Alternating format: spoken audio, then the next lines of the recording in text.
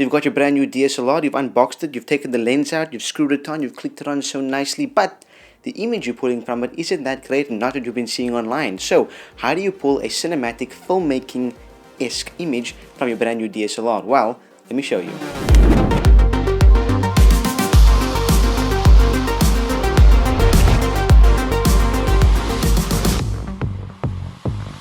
Welcome to Let's Fix Action. Today we're going to be going over 3 tips I have for you guys in order to maximize the image quality you're pulling out of your DSLR when it comes to filmmaking. Over the past few years, DSLRs have become extremely popular for filmmaking as opposed to how they've always been, which is for photography. The reason for this is because they're extremely versatile for when it comes to attaching different sorts of lenses.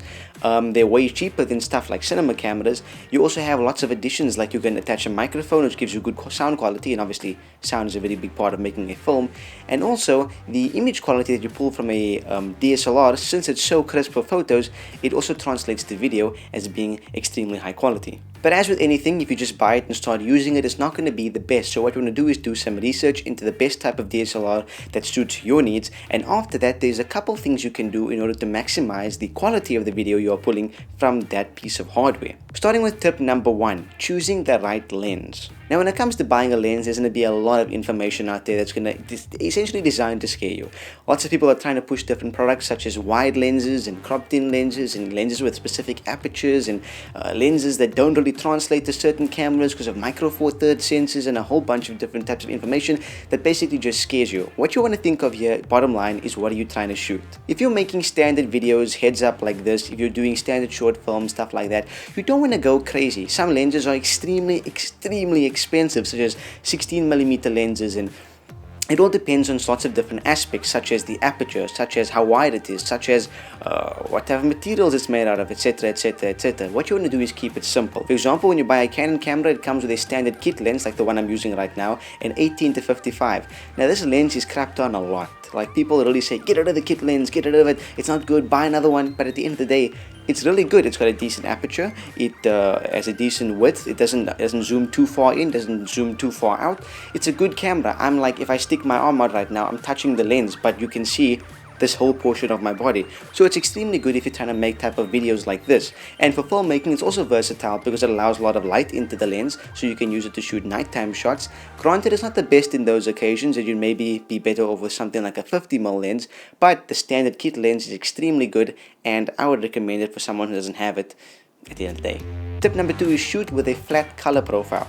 Now if you take your camera out of the box and start shooting video immediately, you're not doing it on a flat color profile. Now with Canon cameras, there's a certain thing called CineStyle, which you can download online and then install using the instructions that they give you. And basically what it does is present to you a flat color profile. What this does is it takes all the contrast out of the image, all of the saturation out of the image, and it gives you a bland looking file. But what this does is it gives you a lot more stops of light.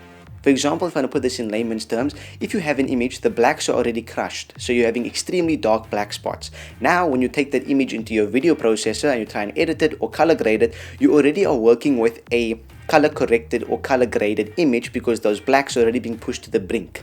Now on the other hand, when you have a flat color profile, the blacks and the whites in the image haven't been popped or pushed to their maximum potential yet, so you have free reign. And what this essentially does for you is provide you with a few more stops of light, makes your image a little bit brighter, and is especially good for nighttime shots, so you have a lot more tweaking available to you in post-production. For an example, before we move on to tip number 3, if I were to take all of the color grading off of this image right now and show you my flat color profile that I shot in using CineStyle, it would look like this. As you can see, it's extremely bland, but as a bonus, when I put that into the editing processor afterwards and I open up Premiere Pro and I start editing with the color grading tools, it becomes this. A lot more room to play with, and it's extremely versatile. Tip number 3 is use an external microphone. Now you have to remember guys, DSLRs were originally envisioned to be photography cameras, so sound wasn't really a big part of it. And granted, that is understandable. If I were to cut out my microphone right now and let you hear the original sound coming from this DSLR, it sounds like this. As you can see, it's not that good, it's echoey, it's like you can hear all the sounds of the environment, and it sounds really blech. Like blech. Okay, there we are, back with crisp audio. So what you want to do is invest in a external microphone. One that's really good is, for example, this one. This is the Rode Video Micro. It's quite affordable, and it plugs directly into your DSLR with a simple wire. It's really small and compact. You don't have to worry about batteries or switching it on. It switches on automatically when the camera goes on and switches off when the camera goes off, and automatically embeds that audio file inside of your video file. One thing that is important though is a mistake that I made is when you're buying your DSLR, make sure that it has the accessibility for a external microphone. So make sure it has the compatibility factor. So it has to have a port that can have a external microphone. I'm slobbering over my words. So make sure it has a port that can why am I struggling with this? Make sure that you can put an external microphone into your DSLR before you buy it. Bottom line. Another bonus with having a microphone like this is it comes with a dead cat. Can you hear that sound? It's like putting a dead ant. That's statistic. I'm gonna put this. What that does is it basically reduces wind noise outside. Right now it's quite windy outside, but if I were outside with this microphone with this dead cat on it, wouldn't hear any wind noise because it kind of muffles all of that and makes it way better. If you didn't have that, it would sound like. Anyway guys, those are 3 tips I have for DSLR filmmaking. I hope you guys have enjoyed it. If you did, let me know your thoughts down below, as well as maybe share some of your tips for DSLR filmmaking if you own one and if you use one.